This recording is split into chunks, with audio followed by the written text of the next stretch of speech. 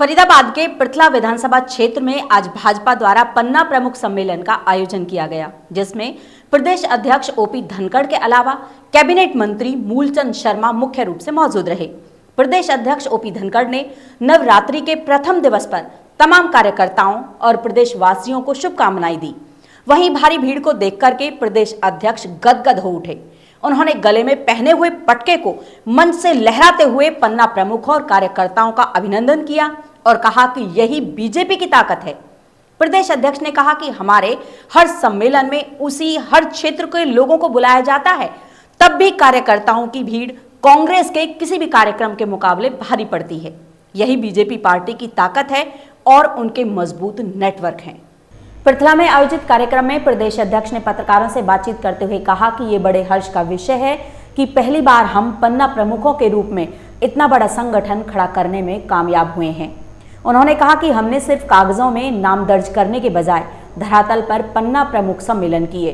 उन्होंने मोदी सरकार की जनहित योजनाओं के नाम गिनाते हुए कहा कि पार्टी द्वारा इन कल्याणकारी योजनाओं के कामों के बल पर हम केंद्र और प्रदेश में सरकार बनाएंगे। प्रदेश अध्यक्ष ने कहा कि हाल ही में राजस्थान के चुनाव को लेकर के नेताओं की ड्यूटियां लगा दी गई हैं। हम राजस्थान में सरकार बनाने जा रहे हैं। चौधरी वीरेंद्र सिंह के ऊपर पूछे गए सवाल पर उन्होंने कहा कि उचाना की सीट जेजेपी ने जीती हुई है और यदि जेजेपी से गठबंधन हुआ तो फिर उसी अनुसार फैसला लिया जाएगा, लेकिन अभी गठबंधन पर कोई विचार नहीं हुआ है। हुड्डा के मुख्यमंत्री बनने के सवाल पर कहा कि अभी उनके पास टैक्सी तो है नहीं, सवारियां भरने की बात करते हैं, जबकि उन्होंने बड़े बड़े नेताओं को निपटाने का काम किया था, जिनमें वो लोग आज बीजेपी में वरिष्ठ नेता हैं। उन्होंने जो बोया है उसे काटना ही पड़ेगा। आज उनके पास समर्थन नहीं है और बाप बेटा अपने को बचाने का काम कर रहे हैं। जेवर एयरपोर्ट की तरफ जाने वाले रास्ते पर मोहना गांव के कट को कैंसिल कर दिए जाने के जवाब में प्रदेश अध्यक्ष ने कहा कि किसानों को चिंता करने की कोई जरूरत नहीं है, इस पर विचार किया जाएगा और पहले भी गडकरी जी से कहकर समस्याओं का हल करवाया जा चुका है। महीने भर में इन सब 15 के 15 को पूरा कर लेंगे। इसके साथ ही मुझे इस बात का आनंद है कि हमारा इतना बड़ा कैडर और इस लेवल का कैडर है, पहली बार हम हरियाणा में खड़ा करने में सफल हुए हैं। पहले हम थे बूथ की समिति तक थे, लेकिन पन्ना तक हम पहली बार पहुँचे हैं। और एक केवल हमने पोर्टल पर नाम चढ़ाए इतना नहीं किया, हमने सभी को बुलाकर पन्ना प्रमुख सम्मेलन किया। ये अपने आप में एक बड़ी ताकत है।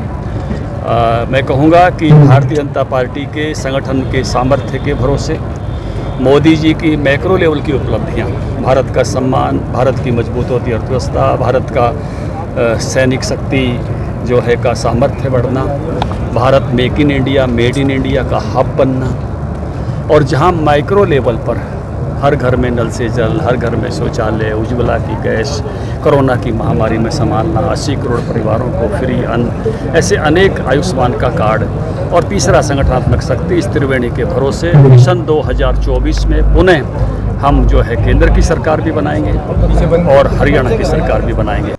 संबोधित करते हुए प्रदेश अध्यक्ष ने कहा कि उनके हर कार्यक्रम में इस विधानसभा क्षेत्र के लोग बुलाए जाते हैं, तब भी भारी भीड़ जमा होती है, जिनमें बाहर के लोग नहीं होते, जबकि कांग्रेस के कार्यक्रम में तमाम हरियाणा के लोग आते हैं तो भी इतनी भीड़ इकट्ठा नहीं हो पाती। यही बीजेपी के नेटवर्क की ताकत है। कांग्रेस पर कटाक्ष करते हुए कहा कि आज तक प्रदेश में उनका संगठन तक नहीं बन पाया है।